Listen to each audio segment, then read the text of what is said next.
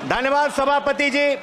वित्तीय वर्ष 2024-25 के लिए पेश किए गए आम बजट पर हो रही चर्चा पर मुझे बोलने का अवसर देने के लिए मेरी पार्टी, मेरे नेता आदरणीय अखिलेश यादव जी का आभार प्रकट करना चाहता हूं।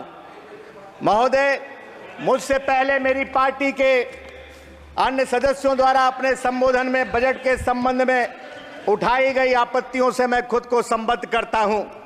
ये बजट वस्तुतः बाबा साहब भीमराव अंबेडकर जी के बनाए गए संविधान का अपमान है, क्योंकि इसमें संविधान सम्मत संघीय गणराज्य के ढांचे को पूरी तरीके से दरकिनार करते हुए सिर्फ और सिर्फ अपनी सरकार को बचाए रखने का समर्थन मूल्य चुकाया गया है। महोदय, हम सभी जानते हैं अंग्रेजी वर्णमाला के अक्षर ए से जेड तक होते हैं। इसके एक एक अक्षर मिलकर के ही वर्णमाला पूरा करते हैं। इसमें प्रत्येक अक्षर का समान महत्व है, लेकिन दुर्भाग्य है कि माननीय वित्त मंत्री महोदय ने सिर्फ ए टू बी का ध्यान रखा है, ए टू बी पर ही रुक गई। यहाँ ए यानी आंध्र प्रदेश, बी यानी बिहार। मैं जिस राज्य उत्तर प्रदेश से आता हूँ उसका यू वर्णमाला में उसकी जगह ही की तरह ही उसको केंद्र सरकार और वित्त मंत्री जी ने प्राथमिकता में कहीं पीछे छोड़ दिया।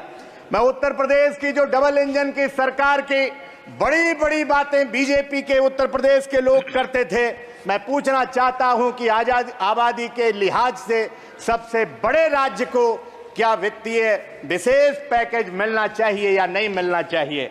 घर में ठंडे चूल्हे पर अगर खाली पतीली है, मैं कैसे बोल दूं कि धूप फागुन की नशीली है? महोदय, जब बजट प्रस्तुत हो रहा था तब मुल्क के गांव, गरीब किसान, बेकारी से जूझ रहे मजदूर, महिलाएं और नौजवान, अगड़े पिछड़े, दलित, मुसलमान, शोषित, पीड़ित, वंचित टकटकी लगा करके बड़ी उम्मीद के साथ टीवी स्क्रीन पर देख रहे थे, लेकिन उन्हें नाउम्मीदी, मायूसी मिली।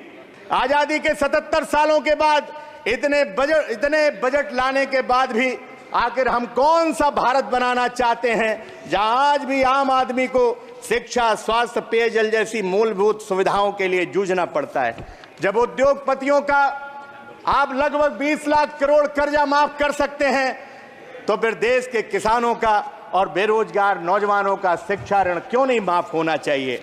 मनरेगा का बजट न बढ़ाना जहां निराश करता है, वहीं सरकार से अपेक्षा है कि मजदूरों के हित में मनरेगा के कार्य दिवस बढ़ा करके 2 गुने करने का काम किया जाए। पीएम आवास योजना सूची और लाल फीताशाही में उलझ करके कहीं ना कहीं सूची रह जाती है। महोदय, इसलिए मैं कहना चाहता हूं, तमाम जरूरतमंदों को पीएम आवास नहीं मिल पाता है। मेरी मांग है सांसदों की सिफारिश पर पात्र व्यक्तियों को प्रधानमंत्री आवास देने का काम किया जाए। सरकार ने बजट में बताया कि उसका वित्तीय राजकोषीय घाटा जीडीपी के मुकाबले 4.9% है, पर यह नहीं बताया कि जो कर्ज हमारे देश के ऊपर 2014 के समय 55 लाख करोड़ था, आज वह बढ़ करके 210 लाख करोड़ हो गया है। नौनिहाल बच्चे इस बजट में आज भी समावेशी और विकसित होने की परिभाषा में सम्मिलित होने की प्रतीक्षा में हैं।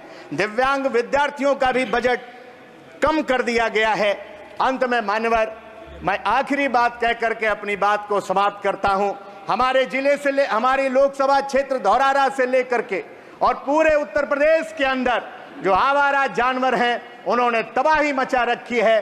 किसान दिन रात अपने खेत पर रहने को मजबूर हो रहा है। आवारा पशु लोगों की जान ले रहे हैं। उनको मुआवजा देने की मैं मांग करता हूं, कम से कम 10 लाख रुपए। और माननीय प्रधानमंत्री जी उत्तर प्रदेश के चुनाव में आपके भी क्षेत्र में घोषणा करके आए थे कि आवारा पशुओं की जिम्मेदारी मेरी है, लेकिन मैं माननीय प्रधानमंत्री जी का वो वादा याद दिलाते हुए इस विकट समस्या से मुक्ति दिलाने के लिए, अस्थायी योजना बनाने के लिए एक विशेष पैकेज की मांग करता हूं। आपने समय दिया, आपका बहुत बहुत धन्यवाद। जय हिंद, जय समाजवाद। नेताजी रहे। जय भीम। अखिलेश यादव जिंदाबाद।